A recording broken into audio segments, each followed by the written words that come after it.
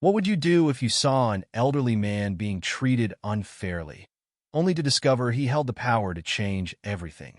This is a story about prejudice, power, and the shocking moment when the tables turn.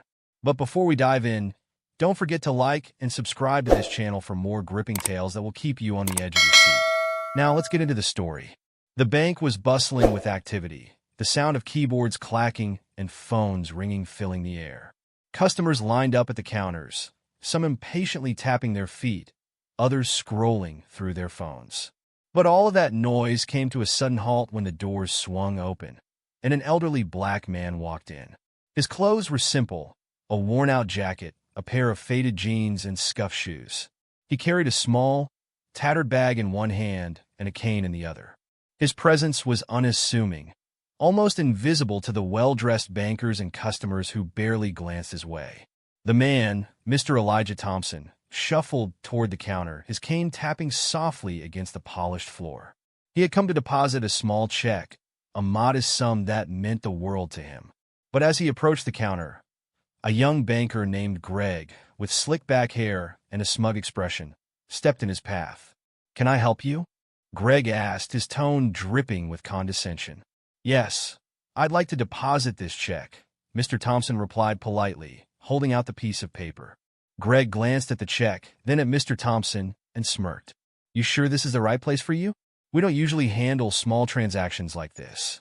Maybe you should try the check cashing place down the street." Mr. Thompson's eyes narrowed, but he kept his voice calm. "This is my bank. I've been a customer here for years." Greg chuckled, exchanging a look with his colleague, Sarah, who was standing nearby. "Well, things change. Maybe it's time you found a new bank." The other customers in the line began to murmur, some shifting uncomfortably, but no one spoke up. Mr. Thompson stood his ground, his grip tightening on his cane. "I'd like to speak to the manager." Greg rolled his eyes. "The manager's busy. But if you insist," he walked over to a door marked private and knocked lightly before stepping inside. A few moments later, a middle-aged woman with sharp features and a stern expression emerged. She introduced herself as Linda, the branch manager. "What seems to be the problem here?" she asked, her voice cold. Greg gestured toward Mr. Thompson. "This gentleman seems to think he can just walk in here and demand service." Linda looked Mr. Thompson up and down, her lips pursed. "Sir, I'm going to have to ask you to leave. We have policies in place, and I'm afraid you're not following them." Mr. Thompson's jaw tightened. "What policies? I've been a loyal customer of this bank for over 20 years. I've never been treated like this before." Linda crossed her arms. "Times change. Now, please don't make this difficult. We can call security if we have to." The room fell silent, the tension thick enough to cut with a knife. Mr. Thompson took a deep breath, his eyes scanning the room. He could feel the weight of everyone's stares, the unspoken judgment. But then something shifted in his expression. A small, almost imperceptible smile played on his lips. "Very well," he said quietly. "I'll leave. But before I go, there's something you should know." Linda raised an eyebrow. "And what's that?" Mr. Thompson reached into his tattered bag and pulled out a small, leather-bound notebook. He flipped it open to a specific page and handed it to Linda. Her eyes scanned the page, and her face went pale. What is this?" she stammered. Mr. Thompson's smile widened. "That, my dear, is proof that I own this bank. Every single branch, every employee, every penny in this building belongs to me." The room erupted in gasps. Greg's smug expression vanished, replaced by sheer panic. Sarah dropped the stack of papers she was holding, and Linda's hands trembled as she stared at the document in front of her. Mr. Thompson straightened his posture, his cane no longer a sign of weakness but a symbol of authority. "Now," he said, his voice steady and commanding, "let's talk about how you treat your customers." But how did it come to this? How did a man like Mr. Elijah Thompson, a humble and unassuming figure, end up owning one of the largest banks in the country? And what will happen to Greg, Sarah, and Linda now that they've crossed the wrong person? To understand the full story, we need to go back to the beginning. Years ago, Elijah Thompson was just a young man with a dream. Born and raised in a small, impoverished town, he had always been fascinated by numbers and finance. Despite the odds stacked against him, He worked tirelessly to put himself through college, earning a degree in business administration. But even with his education, he faced countless obstacles: racism, discrimination, and doors slammed in his face at every turn. But Elijah was determined. He started small, investing in local businesses and slowly building his wealth. Over the years, his investments grew, and so did his influence. He became a silent partner in numerous ventures, always staying behind the scenes, never seeking the spotlight. And then, one day, he saw an opportunity to acquire a struggling bank. It was a risky move, but Elijah knew it was his chance to make a real difference. He bought the bank, but instead of taking over publicly, he chose to remain anonymous. He wanted to see how the bank operated from the inside, to understand the experiences of his customers and employees. And so, he began visiting his branches incognito, dressed in plain clothes, observing everything. But nothing could have prepared him for what he witnessed that day at the branch. The blatant racism, the disrespect, the sheer arrogance of the staff. It was a wake-up call. And now, as he stood in the middle of the bank, the truth revealed. He knew things were about to change. But what will happen next? Will Elijah fire Greg, Sarah, and Linda on the spot? Or will he give them a chance to redeem themselves? And how will the other employees and customers react to the shocking revelation? The answers to these questions will unfold as the story progresses. But don't forget like and subscribe to this channel and click notification button to get notified whenever we drop a new video. The silence in the bank was deafening. Every pair of eyes was glued to Mr. Elijah Thompson, the unassuming elderly man who had just revealed himself as the owner of the entire bank. Greg, the young banker who had been so dismissive moments ago, looked like he was about to pass out. Sarah, his colleague, was frozen in place, her face pale as a sheet. Linda, the branch manager, was clutching the leather-bound notebook like it was a ticking time bomb. Mr. Thompson's voice broke the silence, calm but firm. Linda, Greg, Sarah, my office. Now. The three employees exchanged panicked glances but didn't dare argue. They followed Mr. Thompson as he led the way to the private office at the back of the bank. The other customers and employees watched in stunned silence, whispering to each other as the door closed behind them. Inside the office, Mr. Thompson took a seat behind the desk, his cane resting against the side. He gestured for the others to sit, but none of them did. They stood awkwardly, their eyes darting around the room, unsure of what to say or do. "Do you know why I'm here today?" Mr. Thompson asked, his tone measured but piercing. Linda was the first to speak, her voice trembling. "Mr. Thompson, we had no idea. If we had known."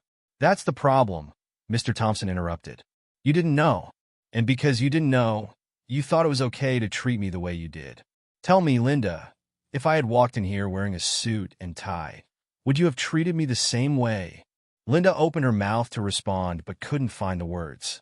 Greg, however, couldn't stay silent. "Mr. Thompson, I didn't mean any disrespect. I was just following protocol." "Protocol?" Mr. Thompson raised an eyebrow. "And what protocol is that? The one where you judge people based on their appearance?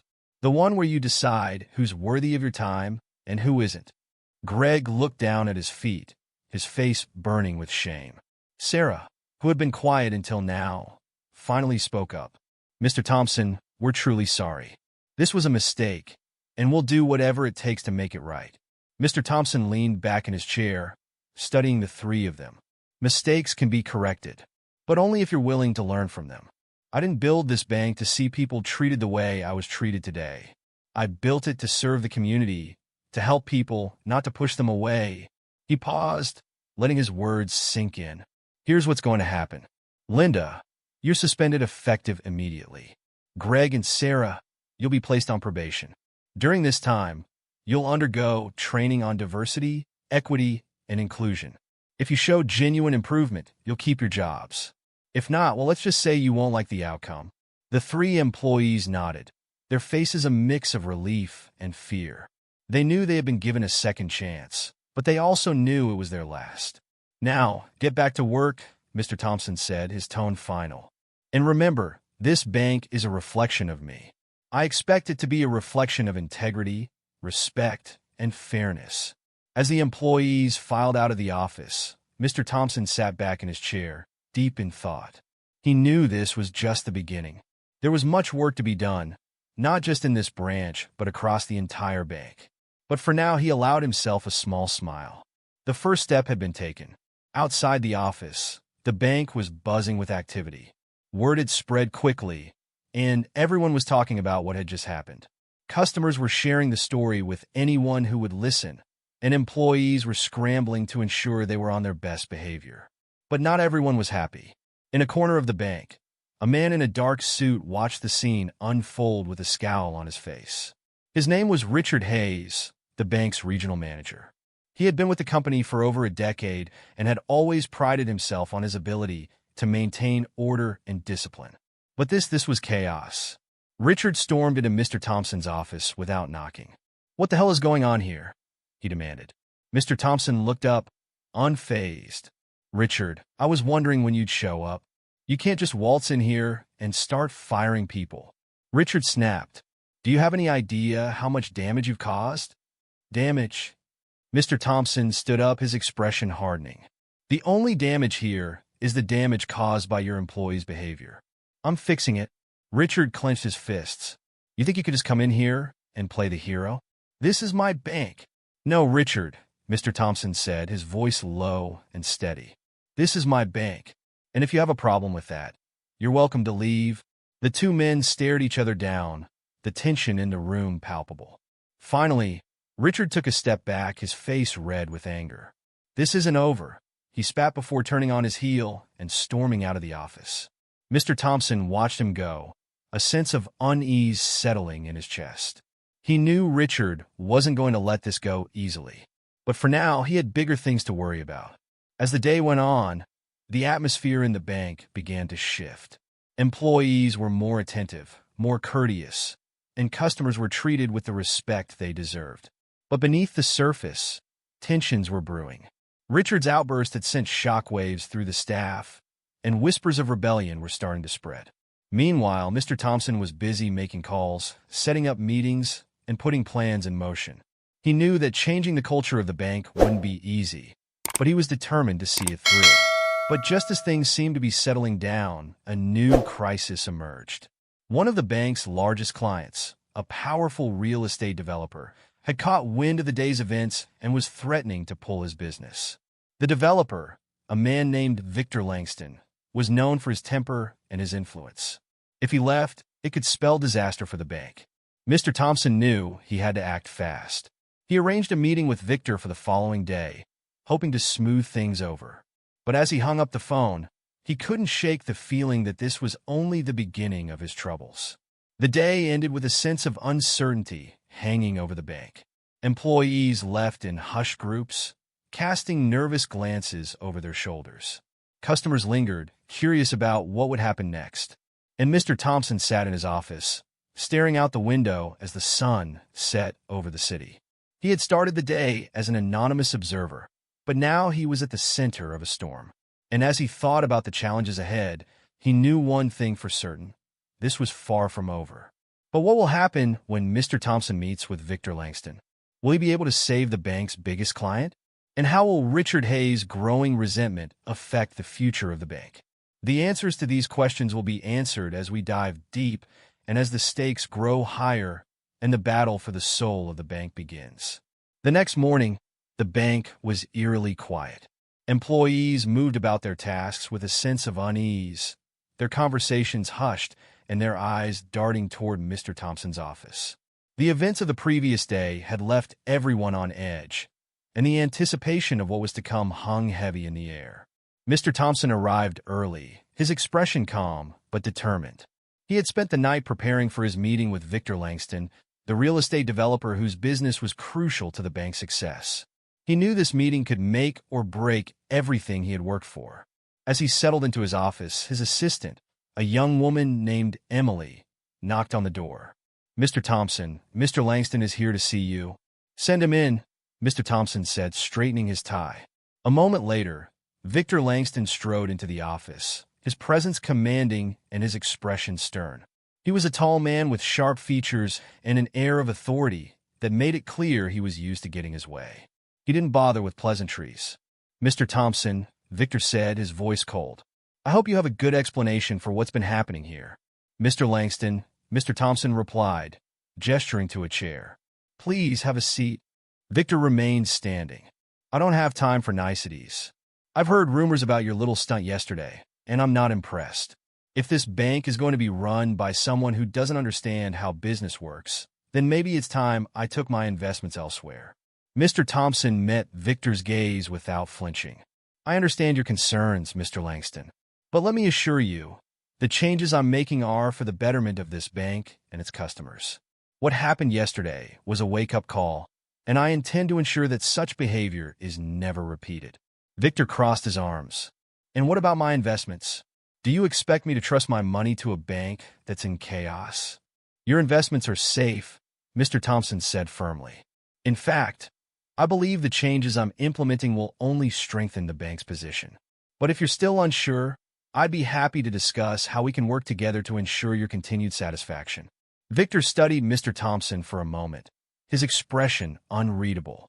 Finally, he sighed and took a seat. "All right, Thompson, I'll give you a chance. But if I see any more disruptions, I'm pulling my money. And trust me, you don't want that." Mr. Thompson nodded. "Understood. Thank you for your patience, Mr. Langston. I assure you, you won't regret it." As Victor left the office, Mr. Thompson allowed himself a moment of relief. He had managed to avert one crisis, but he knew there were more challenges ahead. Later that day, Mr. Thompson called a meeting with the bank's senior staff. He needed to address the growing tensions and ensure that everyone was on the same page. The meeting room was filled with nervous energy as the employees took their seats, their eyes fixed on Mr. Thompson. "Thank you all for coming," Mr. Thompson began, his voice calm but authoritative. "I know there's been a lot of uncertainty lately, and I want to address that head-on. The changes we're making are necessary, and they're for the good of this bank and its customers. But I also understand that change can be difficult, and I want to hear your concerns." The room was silent for a moment before Richard Hayes, the regional manager, spoke up. "Mr. Thompson, with all due respect, your actions have caused a lot of disruption. People are scared, and morale is low. How do you expect us to move forward when everyone's walking on eggshells?" Mr. Thompson nodded, acknowledging Richard's point. "I understand your concerns, Richard. But let me be clear, this bank is not just about profits. It's about people. And if we're not treating our customers and each other with respect, then we're failing. The changes I'm making are to ensure that we uphold the values this bank was built on." Another employee, a woman named Karen from the HR department, raised her hand. "Mr. Thompson, what about the employees who were disciplined yesterday? Are they being given a fair chance to improve?" "They are," Mr. Thompson replied. "I believe in second chances, but they have to be earned. Those employees will undergo training and evaluation, and if they show genuine improvement, they'll keep their jobs. But if not, we'll have to make some tough decisions." The meeting continued, with Mr. Thompson addressing each concern and laying out his vision for the bank's future. By the end, the tension in the room had eased, and the employees seemed more willing to give the changes a chance. But as the day wore on, a new problem arose. Rumors began to spread that Richard Hayes was planning to rally the staff against Mr. Thompson. Some employees claimed to have overheard Richard talking about organizing a walkout, while others said he was trying to convince key clients to withdraw their business. Mr. Thompson knew he couldn't ignore the rumors. He called Richard into his office, his expression stern. "Richard, I've heard some concerning things. Is there something you'd like to tell me?" Richard crossed his arms, his face defiant. "I don't know what you're talking about." "I think you do," Mr. Thompson said, his voice firm. "If you have a problem with the way I'm running this bank, I suggest you come to me directly. Spreading rumors and undermining my authority isn't the way to handle it." Richard's eyes narrowed. "You think you could just come in here and take over? You don't know the first thing about running a bank." "I know enough," Mr. Thompson replied. "And I know that this bank needs to change. If you can't accept that, then maybe it's time for you to move on." Richard's face turned red with anger. "You can't fire me. I've been with this bank for over a decade. I've built relationships. I've brought in clients. You need me." Mr. Thompson leaned forward, his gaze unwavering. "No, Richard. I don't need anyone who puts their own interests above the bank's. If you're not willing to work with me, then you're free to leave." Richard stared at Mr. Thompson for a long moment before finally turning and storming out of the office. Mr. Thompson watched him go, a sense of unease settling in his chest. He knew Richard wasn't going to go quietly, and he had a feeling the battle for control of the bank was far from over. As the day came to a close, Mr. Thompson sat in his office, deep in thought. He had managed to navigate the challenges so far, but he knew the road ahead would be difficult. Richard's growing resentment, the rumors of a walkout, and the pressure from clients like Victor Langston were all threats that could derail his plans. But Mr. Thompson was determined.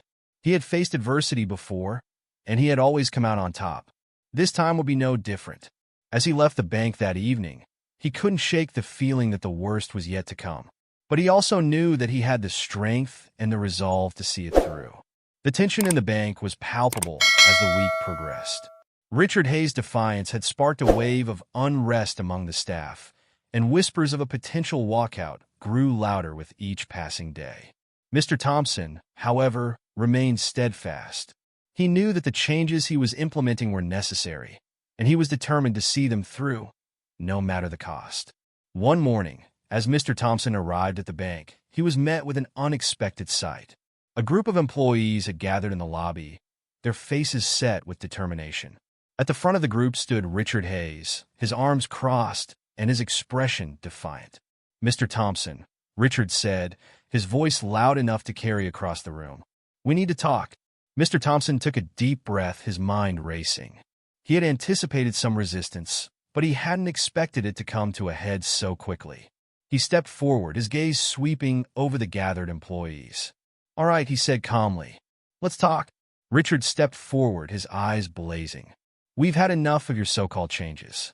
You come in here, disrupt everything, and expect us to just fall in line. Well, we're not going to take it anymore." The employees behind him murmured in agreement, their faces a mix of anger and fear. Mr. Thompson held up a hand, silencing them. "I understand that change can be difficult," he said, his voice steady. "But these changes are necessary. This bank has lost its way, and it's my job to set it back on the right path. If you're not willing to be a part of that, then maybe this isn't the place for you." Richard's face turned red with anger. "You think you can just fire us all? You'd be left with nothing." "I don't want to fire anyone," Mr. Thompson replied. "But I won't tolerate insubordination. If you have concerns, I'm willing to listen. But this," he gestured to the gathered employees, "this isn't the way to handle it." The room fell silent, the tension thick enough to cut with a knife. Finally, one of the employees, a young man named James, stepped forward. "Mr. Thompson," he said, his voice trembling, "we're just scared. We don't know what's going to happen, and we don't want to lose our jobs." Mr. Thompson's expression softened. "I understand your fear, James, but I promise you, no one who is willing to work with me will lose their job. We're in this together, and I need your help to make this bank the best it can be." The employees exchanged uncertain glances, their resolve wavering. Richard, however, wasn't ready to back down. "Don't listen to him," he snapped. "He's just trying to save face. Once he's done with his little power trip, he'll toss us all aside." Mr. Thompson turned to Richard, his gaze piercing. "Richard, if you're so convinced that I'm the enemy, then why don't you leave? You're free to go at any time." Richard's eyes widened in shock, and for a moment, it seemed like he might lunge at Mr. Thompson. But then he took a step back, his face a mask of fury. "Fine," he spat. "I'll leave. But don't think for a second that this is over." With that, Richard turned on his heel and stormed out of the bank, the employees parting to let him through. The room was silent as the door slammed shut behind him. Mr. Thompson took a deep breath, his heart heavy. He hadn't wanted it to come to this, but he knew that Richard's departure was necessary. He turned back to the gathered employees, his expression resolute. "I know this is difficult," he said, "but I believe in this bank, and I believe in all of you. Together, we can make this a place we can all be proud of. But I need your trust, and I need your support." The employees exchanged glances, their uncertainty slowly giving way to determination. One by one, they nodded, their resolve strengthening. "We're with you, Mr. Thompson," James said, his voice firm. Mr. Thompson smiled. a sense of relief washing over him. "Thank you, James. Thank you. All of you. Now let's get back to work." As the days passed, the atmosphere in the bank began to change. The employees, once fearful and uncertain, started to embrace the new direction Mr. Thompson was leading them in. They worked together, supporting each other and striving to uphold the values of respect and integrity that Mr. Thompson had instilled. But the challenges weren't over. Richard Hayes' departure had left a void, and Mr. Thompson knew he needed to fill it quickly. He began interviewing candidates for the regional manager position, determined to find someone who shared his vision for the bank. One candidate, a woman named Angela Martinez, stood out. She had a strong background in finance and a reputation for being a fair and compassionate leader. During her interview, she impressed Mr. Thompson with her insights and her commitment to creating a positive work environment. "Angela," Mr. Thompson said as the interview came to a close, "I think you'd be a great fit for this role. But I need to know, are you ready to take on the challenges that come with it?" Angela smiled, her confidence unwavering. "I am, Mr. Thompson. I believe in what you're trying to do here, and I want to be a part of it." Mr. Thompson nodded, a sense of hope filling his chest. "Welcome to the team, Angela." But just as things seemed to be looking up, a new crisis emerged. One of the bank's largest clients, a major corporation, had caught wind of the recent turmoil and was threatening to pull their business. The corporation's CEO, a man named Daniel Carter, had scheduled a meeting with Mr. Thompson to discuss their concerns. Mr. Thompson knew that this meeting could make or break the bank's future. He spent hours preparing, going over every detail and anticipating every possible objection. When the day of the meeting arrived, he walked into the conference room with a sense of determination. Daniel Carter was already seated, his expression stern. He was a tall man with sharp features and an air of authority that made it clear he was used to getting his way. "Mr. Thompson," Daniel said, his voice cold, "I hope you have a good explanation for what's been happening here." Mr. Thompson took a seat, his gaze steady. "I do, Mr. Carter, and I appreciate you taking the time to meet with me." The meeting that followed was tense, with Daniel firing off questions and Mr. Thompson answering them with calm precision. He explained the changes he was making, the reasons behind them, and the steps he was taking to ensure the bank's stability. By the end of the meeting, Daniel's expression had softened. "I have to admit, Mr. Thompson, I'm impressed. You've got a tough road ahead of you. But if anyone can turn this bank around, it's you." Mr. Thompson smiled, a sense of relief washing over him. "Thank you, Mr. Carter. That means a lot." As the day came to a close, Mr. Thompson sat in his office, reflecting on everything that had happened. He had faced numerous challenges, but he had managed to navigate them with determination and integrity. The road ahead was still uncertain, but he knew that as long as he stayed true to his values, he could overcome anything. But as he left the bank that evening, he couldn't shake the feeling that the worst was yet to come. The battle for the soul of the bank was far from over, and he knew that the next chapter would be the most difficult yet. The bank was finally beginning to stabilize under Mr. Thompson's leadership. The employees, once divided and uncertain, were now working together with a renewed sense of purpose. Angela Martinez had settled into her role as regional manager, bringing a fresh perspective and a steady hand to the team. The changes Mr. Thompson had implemented were starting to take root, and the atmosphere in the bank was more positive than it had been in years. But just as things seemed to be improving, a new challenge emerged, one that threatened to undo all the progress that had been made. It started with a phone call. Mr. Thompson was in his office, reviewing the latest financial reports, when his assistant, Emily, rushed in, her face pale. "Mr. Thompson," she said, her voice trembling, "you need to see this." She handed him a printed email, and as he read it, his heart sank. The email was from a regulatory agency, notifying the bank of an impending audit. The agency had received an anonymous tip alleging financial misconduct, and they were coming to investigate. Mr. Thompson's mind raced. He knew the bank's finances were in order.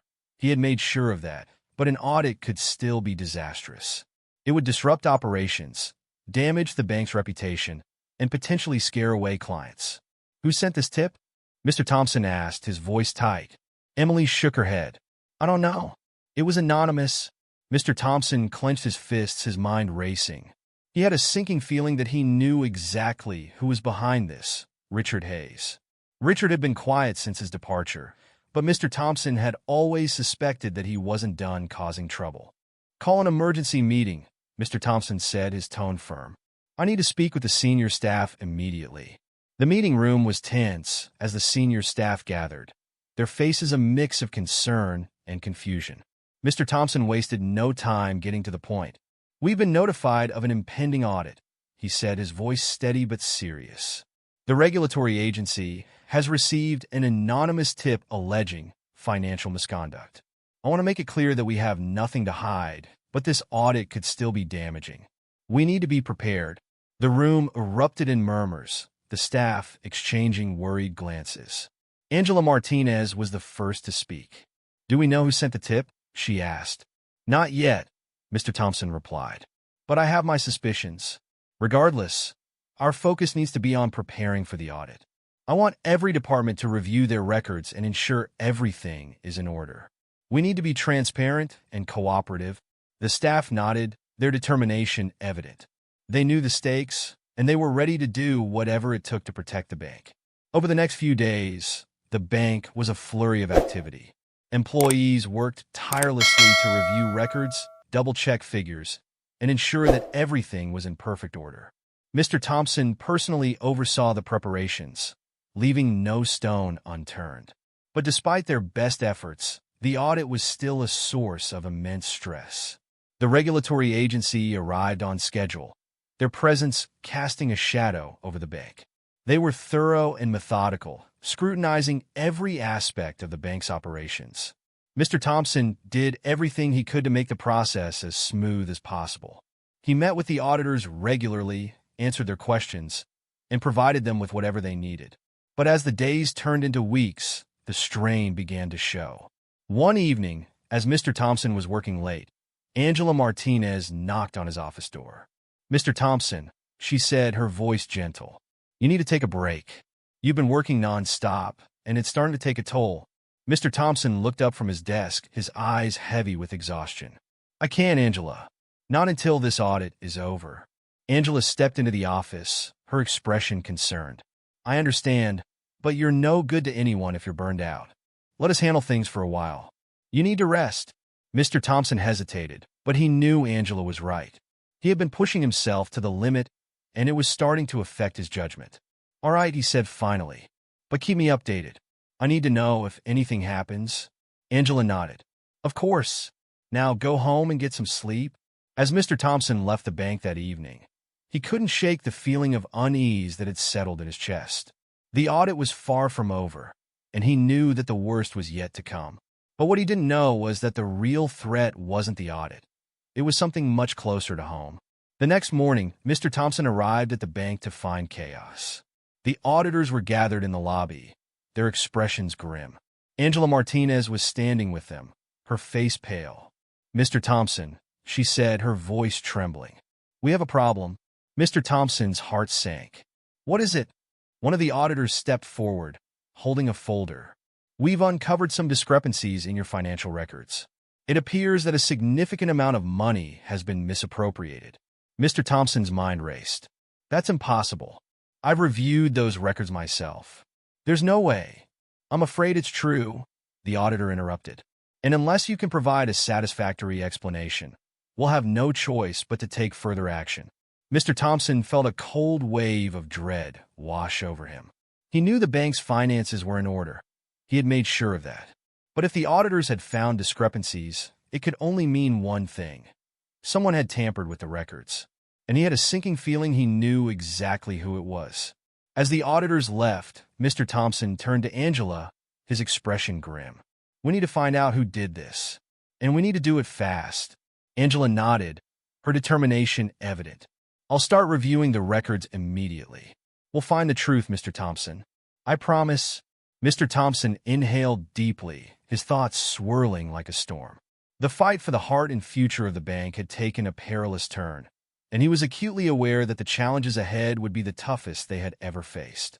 The discovery of financial discrepancies sent shockwaves through the bank. Employees whispered in hushed tones, their anxiety palpable. "Mr. Thompson," though visibly shaken, remained resolute. He knew that the bank's survival depended on uncovering the truth and clearing its name. But time was running out, and the pressure was mounting. Mr. Thompson called an emergency meeting with Angela Martinez and the bank's internal audit team. The room was tense as they gathered around the conference table, their faces etched with concern. "We need to find out who tampered with these records," Mr. Thompson said, his voice firm. "And we need to do it quickly. The regulatory agency is breathing down our necks, and if we don't act fast, this could destroy the bank." Angela nodded, her expression determined. "We've already started reviewing the records. So far, it looks like the discrepancies are concentrated in a few specific accounts. Whoever did this knew what they were doing. They covered their tracks well, but not well enough," Mr. Thompson said, his eyes narrowing. "There's always a trail. We just have to find it." The team worked tirelessly, poring over financial records, transaction logs, and employee access reports. Hours turned into days, and the strain began to show. But just as hope seemed to be fading, they found a breakthrough. "Mr. Thompson," Angela said, rushing into his office one evening. "We found something." Mr. Thompson looked up from his desk, his eyes weary but alert. "What is it?" Angela handed him a printed report. "We traced the discrepancies back to a series of transactions that were authorized using Richard Hayes' login credentials. It looks like he accessed the system remotely after he left the bank." Mr. Thompson's jaw tightened. He had suspected Richard was behind this, but having proof was both a relief and a blow. "Do we have enough evidence to take to the authorities?" Angela nodded. "We do. But there's more. We also found evidence that Richard was working with someone inside the bank. Someone who helped him cover his tracks." Mr. Thompson's heart sank. "Who?" Angela hesitated, her expression grim. "It's Linda, the former branch manager." Mr. Thompson leaned back in his chair, his mind racing. Linda had been suspended after the incident with Mr. Thompson, but he had never suspected her of being involved in something like this. "Are you sure?" "Positive," Angela replied. "We found emails between her and Richard discussing the plan. They were trying to frame you, Mr. Thompson. They wanted to make it look like you were the one misappropriating funds." Mr. Thompson clenched his fists, his anger simmering beneath the surface. "This goes deeper than I thought. We need to act fast. Contact the authorities and give them everything we have. And make sure the regulatory agency is informed. We need to clear the bank's name as soon as possible." The next few days were a whirlwind of activity. The authorities were brought in, and Richard Hayes and Linda were arrested on charges of fraud, conspiracy, and tampering with financial records. The news spread quickly, and the bank was once again the center of attention. But this time, for the right reasons. The regulatory agency, satisfied with the bank's cooperation and the evidence provided, concluded their audit with a clean bill of health. The bank's reputation, though bruised, was intact. Clients who had been on the fence about staying with the bank were reassured by Mr. Thompson's transparency and swift action. But the ordeal had taken its toll. The employees were exhausted, and the bank's morale was at an all-time low. Mr. Thompson knew that he needed to address the situation head-on. He called a town hall meeting, gathering all the employees in the bank's lobby. The room was packed, the air thick with tension. Mr. Thompson stepped onto a small podium, his expression calm but serious. "I know the past few weeks have been difficult," he began, his voice steady. "We've faced challenges that none of us could have anticipated. But through it all, you've shown incredible resilience and dedication. Because of your hard work, we've come out on the other side stronger than ever." The employees listened intently, their faces a mix of relief and exhaustion. Mr. Thompson continued, his tone softening. "I want to be clear about one thing. What happened was not your fault. Richard Hayes and Linda betrayed this bank and everyone in it. But they've been held accountable, and now it's time for us to move forward." He paused, letting his words sink in. Moving forward means rebuilding trust, not just with our clients, but with each other. It means upholding the values that this bank was built on: integrity, respect, and fairness. And it means working together to create a future we can all be proud of. The room erupted in applause, the employees' spirits lifted by Mr. Thompson's words. For the first time in weeks, there was a sense of hope in the air. But even as the bank began to heal, Mr. Thompson couldn't shake the feeling that the battle wasn't over. Richard Hayes and Linda may have been caught, but their actions had left a lasting impact. The bank's reputation was still fragile, and there were still clients who needed to be reassured. One such client was Victor Langston, the real estate developer who had threatened to pull his business weeks earlier. Mr. Thompson knew that he needed to meet with Victor again to ensure that their partnership remained strong.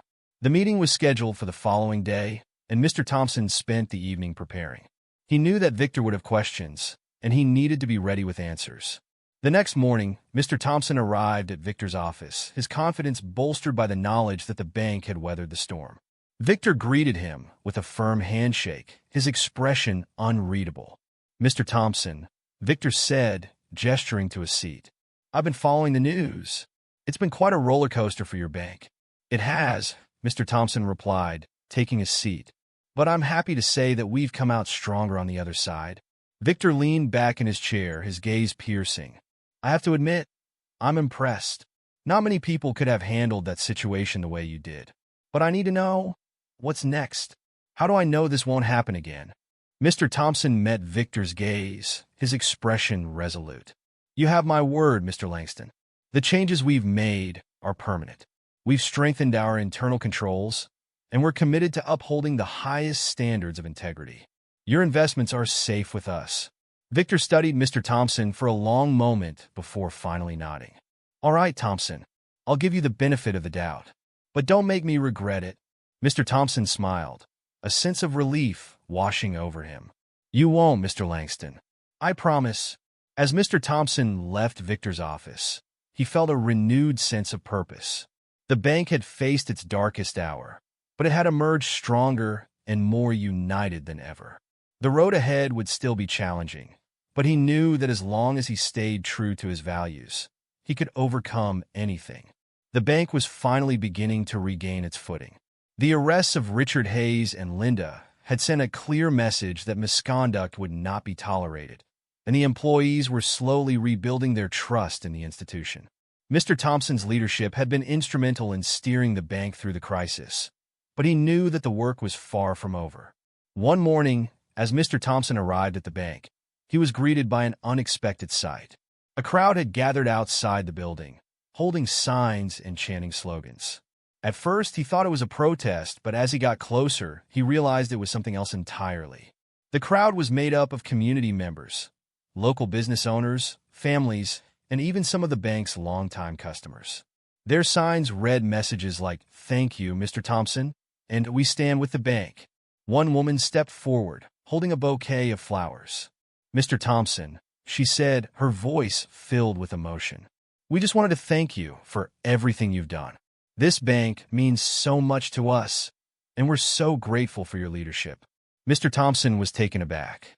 He hadn't expected this kind of support, and it touched him deeply. "Thank you," he said, his voice choked with emotion. "This means more to me than I can say." The crowd erupted in applause, and Mr. Thompson felt a renewed sense of purpose. This was why he had fought so hard, for the community, for the people who depended on the bank. He knew that he couldn't let them down. But even as the bank basked in the community's support, new challenges were on the horizon. The financial fallout from Richard and Linda's actions was still being felt, and the bank's bottom line was suffering. Mr. Thompson knew that he needed to take drastic measures to ensure the bank's survival. He called a meeting with the senior staff, his expression serious. "We've come a long way," he began, "but we're not out of the woods yet. The bank's finances are still in a precarious position, and we need to make some tough decisions." The staff listened intently, their faces a mix of concern and determination. Angela Martinez was the first to speak. "What do you have in mind, Mr. Thompson?" "We need to cut costs," Mr. Thompson replied. "And that means making some difficult choices. I'm proposing a temporary freeze on hiring, as well as a review of all non-essential expenses. We may also need to consider restructuring some departments." The room fell silent as the staff absorbed his words. They knew that these measures would be painful, but they also knew that they were necessary. "I know this won't be easy," Mr. Thompson continued, "but I believe that if we work together, we can get through this. We've faced bigger challenges, and we've come out stronger." This will be no different. The staff nodded, their resolve strengthening. They knew that the road ahead would be difficult, but they were ready to face it head-on. As the weeks passed, the bank began to implement Mr. Thompson's cost-cutting measures. Departments were restructured, non-essential expenses were slashed, and every dollar was accounted for. It was a difficult process, but the employees worked together, supporting each other and striving to uphold the bank's values. But even as the bank's finances began to stabilize, a new problem emerged. One of the bank's largest investors, a hedge fund called Silverline Capital, had grown impatient with the bank's slow recovery. They were demanding immediate action, and if their demands weren't met, they threatened to pull their investment. Mr. Thompson knew that losing Silverline Capital would be a devastating blow. He arranged a meeting with the fund's managing director, a man named Charles Whitaker, to discuss their concerns. The meeting was held in the bank's boardroom, and the atmosphere was tense. Charles Whitaker was a tall, imposing man with a reputation for being ruthless in business. He wasted no time getting to the point. "Mr. Thompson," he said, his voice cold, "we've been patient, but our patience is wearing thin. The bank's performance has been underwhelming, to say the least. We need to see results, and we need to see them now." Mr. Thompson met Charles's gaze, his expression calm but firm. "I understand your concerns, Mr. Whitaker, but I want to assure you that we're doing everything we can to stabilize the bank's finances. The measures we've implemented are starting to show results, and I'm confident that we'll see significant improvement in the coming months." Charles leaned back in his chair, his expression skeptical. "Confidence is all well and good, Mr. Thompson, but we need more than that. We need action. If the bank's performance doesn't improve soon, we'll have no choice but to withdraw our investment." Mr. Thompson nodded, his mind racing. He knew that he needed to buy more time, but he also knew that empty promises wouldn't be enough. "What if I could show you a plan, a concrete plan, to turn things around? Would you be willing to give us a little more time?" Charles studied Mr. Thompson for a long moment before finally nodding. "All right, Thompson, you've got 1 month. But if we don't see significant progress by then, we're out." As Charles left the boardroom, Mr. Thompson felt a wave of pressure wash over him. 1 month. That was all the time he had to turn things around. He knew that it wouldn't be easy, but he also knew that he had no choice. He called an emergency meeting with Angela Martinez and the bank's financial team. "We got 1 month to show Silverline Capital that we're on the right track," he said, his voice firm. "I need ideas, big ideas, that will make a real impact." The team worked tirelessly, brainstorming strategies and crunching numbers. They knew that the bank's survival depended on their ability to come up with a plan that would impress Silverline Capital. After hours of discussion, Angela presented an idea that caught everyone's attention. "What if we launch a community investment initiative?" she suggested. "We could partner with local businesses and offer low-interest loans to help them grow. It would show that we're committed to the community, and it could also generate new revenue for the bank." Mr. Thompson's eyes lit up. "That's a great idea, Angela. It's exactly the kind of initiative that could make a real impact. Let's make it happen." Over the next few weeks, the bank worked tirelessly to launch the Community Investment Initiative. They reached out to local businesses, held informational sessions, and streamlined the loan application process. The response was overwhelming, and the bank was soon inundated with applications. The initiative not only generated new revenue for the bank, but also strengthened its ties to the community. Local businesses praised the bank for its support, and the positive press helped to restore the bank's reputation. When the month was up, Mr. Thompson arranged another meeting with Charles Whitaker. This time, he walked into the boardroom with confidence, armed with data and success stories from the Community Investment Initiative. "Mr. Whitaker," he began, "I want to thank you for giving us the opportunity to prove ourselves. Over the past month, we've launched a community investment initiative that has already generated significant revenue and strengthened our ties to the community. I believe that this is just the beginning of what we can achieve." Charles reviewed the data, his expression unreadable. Finally, he looked up and nodded. "All right, Thompson, you've bought yourself some more time. But don't think for a second that we're not watching closely." Mr. Thompson smiled, a sense of relief washing over him. "Thank you, Mr. Whitaker. You won't regret it." As Mr. Thompson left the boardroom, He felt a renewed sense of hope. The bank had faced its darkest hour, but it had emerged stronger and more united than ever. The road ahead would still be challenging, but he knew that as long as he stayed true to his values, he could overcome anything. The success of the Community Investment Initiative had given the bank a much-needed boost. Revenue was up, morale was high, and the bank's reputation in the community was stronger than ever. But Mr. Thompson knew that they couldn't afford to rest on their laurels. The pressure from Silverline Capital was still looming, and he needed to ensure that the bank's progress continued. One morning, as Mr. Thompson arrived at the bank, he was met with an unexpected surprise. A group of employees had gathered in the lobby, their faces beaming with excitement. At the center of the group was a large banner that read, "Thank you, Mr. Thompson." Angela Martinez stepped forward, holding a small gift box. "Mr. Thompson," she said, her voice filled with emotion, "we just wanted to take a moment to thank you for everything you've done. You've led us through some of the toughest times, and we couldn't have done it without you." Mr. Thompson was touched by the gesture. He opened the gift box to find a small plaque engraved with the words, "Leadership is not about being in charge. It's about taking care of those in your charge." "Thank you," he said, his voice choked with emotion. "This means more to me than I can say. But remember, this isn't just about me.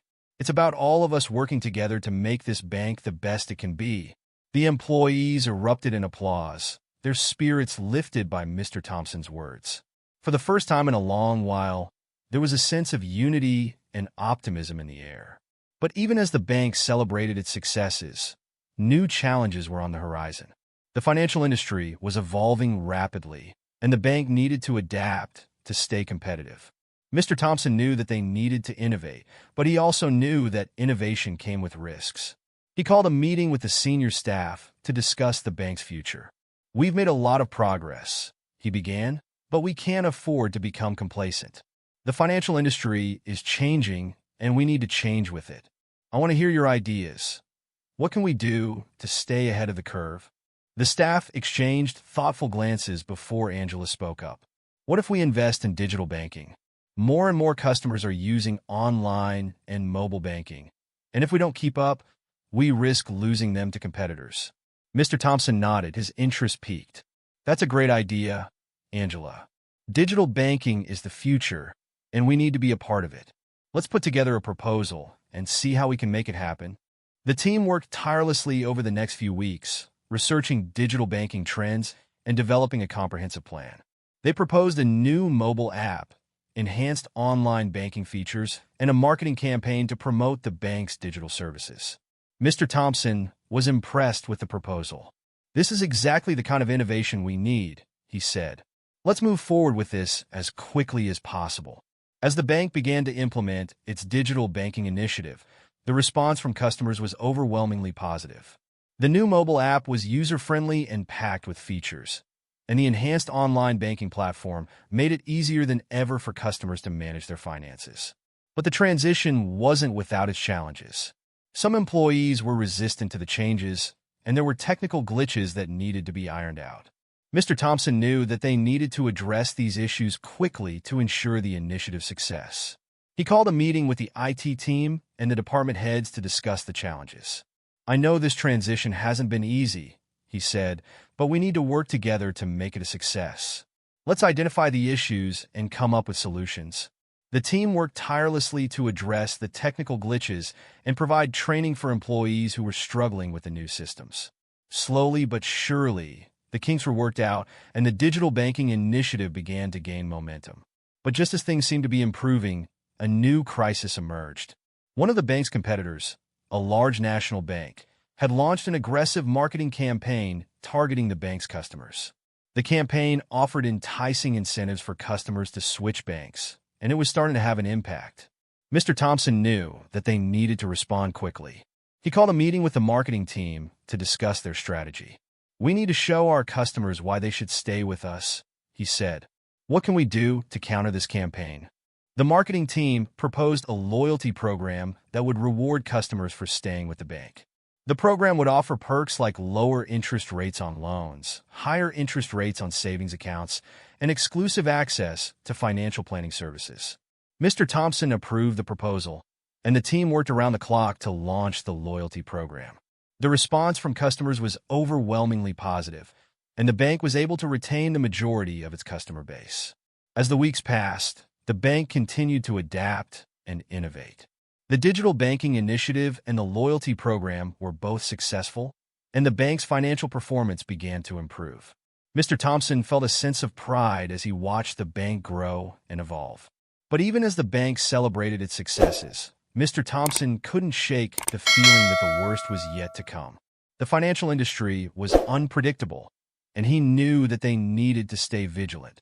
One evening, as Mr. Thompson was working late, he received a phone call from Angela Martinez. Her voice was tense, and he could tell that something was wrong.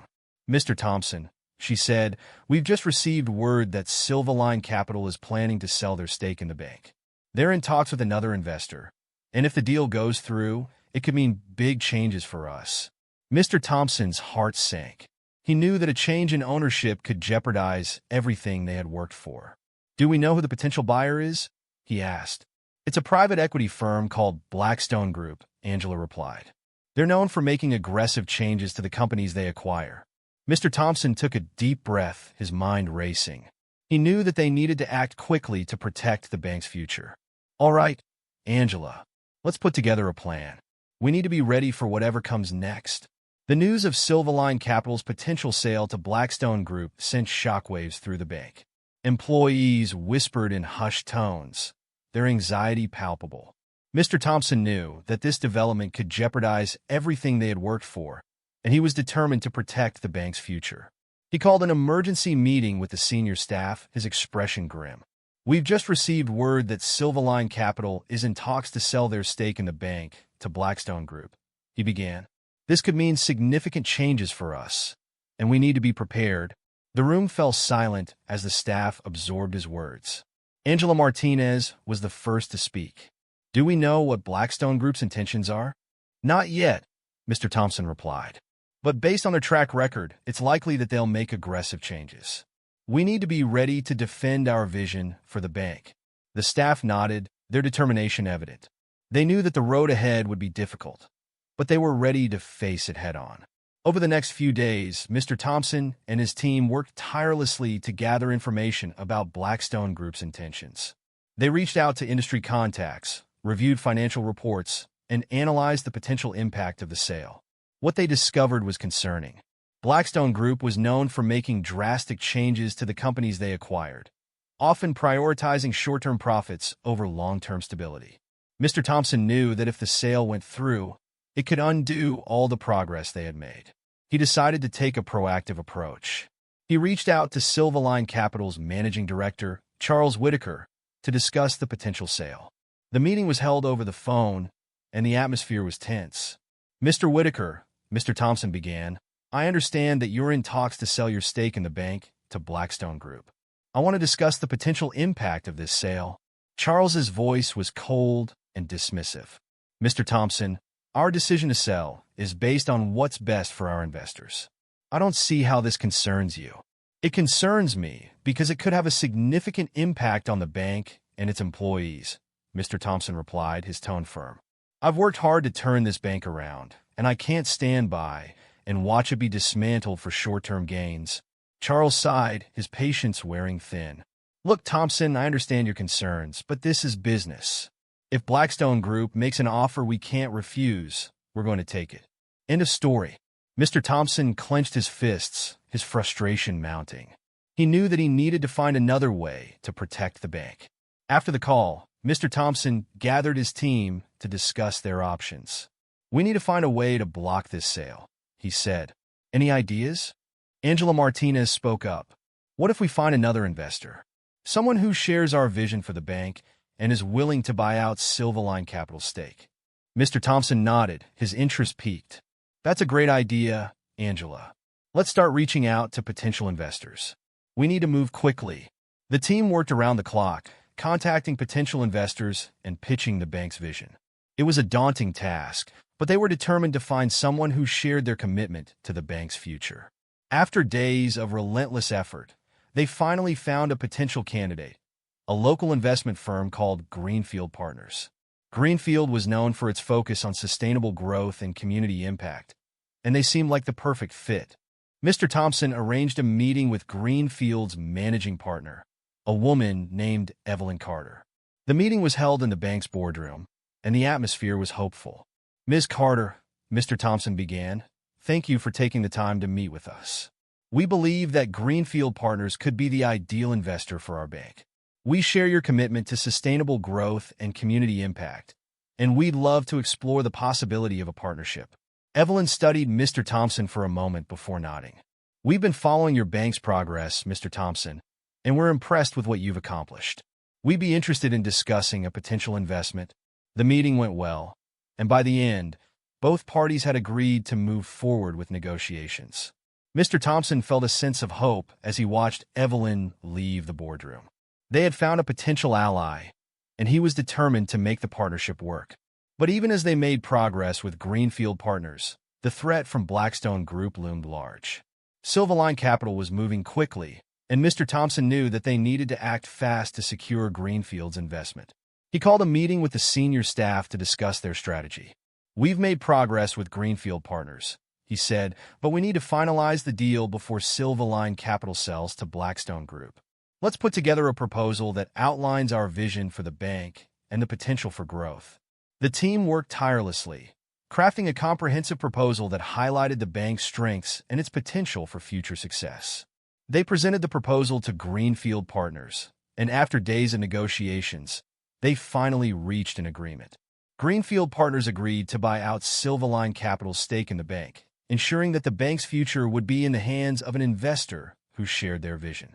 Mr. Thompson felt a sense of relief as he signed the agreement, knowing that they had taken a crucial step toward protecting the bank's future.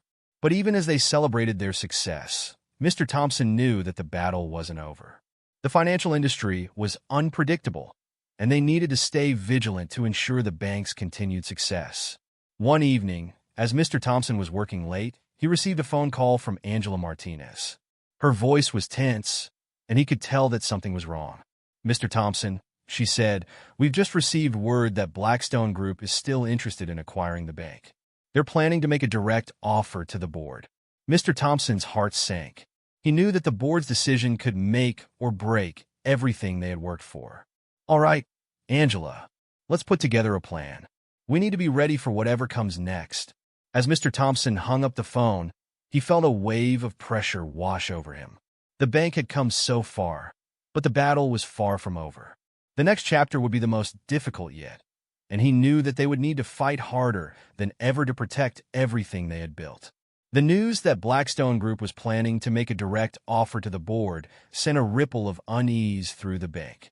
Mr. Thompson knew that this was the final hurdle, the moment that would determine the bank's future. He couldn't afford to lose now, not after everything they had fought for. He called an emergency meeting with the senior staff, his expression resolute. "Blackstone Group is making a move," he began. "They're planning to present an offer to the board, and we need to be ready to counter it. This is it, the final battle for the soul of this bank." The staff nodded, their determination unwavering. They had come too far to let it all slip away now. Mr. Thompson knew that the key to winning this fight lay in the board's decision. He needed to convince them that the bank's future was best served by staying the course, not by selling out to a private equity firm known for its ruthless cost-cutting and short-term gains. He reached out to the board members individually, arranging meetings to present his case. He emphasized the bank's progress, the success of the Community Investment Initiative, and the potential for future growth under Greenfield Partners' stewardship. He also highlighted the risks of selling to Blackstone Group, warning that their aggressive tactics could undo everything they had built. The board members listened carefully, their expressions thoughtful. They knew that the decision they made would have far-reaching consequences, not just for the bank, but for the community it served. As the days passed, the tension in the bank grew. Employees whispered in hushed tones, their anxiety palpable. Mr. Thompson did his best to maintain a sense of calm, but even he couldn't shake the feeling of unease that had settled in his chest. Finally, the day of the board meeting arrived. Mr. Thompson walked into the boardroom with Angela Martinez by his side, his heart pounding, but his expression calm. The board members were already seated, their faces unreadable. The meeting began with a presentation from Blackstone Group's representatives. They outlined their plans for the bank, emphasizing the potential for increased profits and shareholder value. Their tone was confident, even arrogant, and it was clear that they expected the board to accept their offer without question. When it was Mr. Thompson's turn to speak, he stood tall, his voice steady and commanding. "Ladies and gentlemen of the board," he began, "I understand the appeal of Blackstone Group's offer, but I urge you to consider the long-term impact of this decision. This bank is more than just a financial institution. It's a cornerstone of this community. The changes we've made, the progress we've achieved, have been driven by a commitment to integrity, respect, and fairness. Selling to Blackstone Group would jeopardize all of that." He paused, letting his words sink in. "I've worked tirelessly to turn this bank around, and I've done so with the support of an incredible team and a community that believes in us. Greenfield Partners shares our vision for the future, and they're committed to helping us build on the foundation we've laid. I ask you to trust in that vision, to trust in the future of this bank." The room fell silent as the board members considered his words. The tension was palpable, the weight of the decision hanging heavy in the air. After what felt like an eternity, the board's chairman, a man named Harold Bennett, spoke. "Thank you, Mr. Thompson, for your presentation. We'll now take a vote on the matter." The board members cast their votes in silence, their faces unreadable. Mr. Thompson held his breath, his heart pounding in his chest. Finally, Harold Bennett announced the result. The board has voted to reject Blackstone Group's offer and move forward with Greenfield Partners investment. The room erupted in applause, the tension giving way to relief and joy. Mr. Thompson felt a wave of emotion wash over him. Relief, pride, and gratitude. They had done it. They had protected the bank's future. As the meeting adjourned, Mr. Thompson stepped outside to address the employees who had gathered in the lobby. Their faces were filled with anticipation, and he knew that they were looking to him for answers. "We did it," he said, his voice filled with emotion. "The board has rejected Blackstone Group's offer and approved Greenfield Partners investment. The future of this bank is secure." The employees erupted in cheers, their spirits lifted by the news. Mr. Thompson felt a sense of pride as he watched them celebrate, knowing that their hard work and dedication had made this moment possible. But even as they celebrated, Mr. Thompson knew that the work wasn't over. The bank's future was secure, but there were still challenges ahead. They needed to continue innovating, adapting, and upholding the values that had brought them this far. As he walked back to his office, he felt a renewed sense of purpose. The battle for the soul of the bank had been won, but the journey was far from over. He knew that as long as they stayed true to their values, they could overcome anything. The bank's future was bright, and Mr. Thompson was ready to lead it into a new era. The road ahead would still be challenging, but he knew that they had the strength, the determination, and the unity to face whatever came their way. And as he sat down at his desk, he allowed himself a small smile. The bank was more than just a financial institution. It was a testament to the power of integrity, respect, and fairness. And he was proud to be a part of it.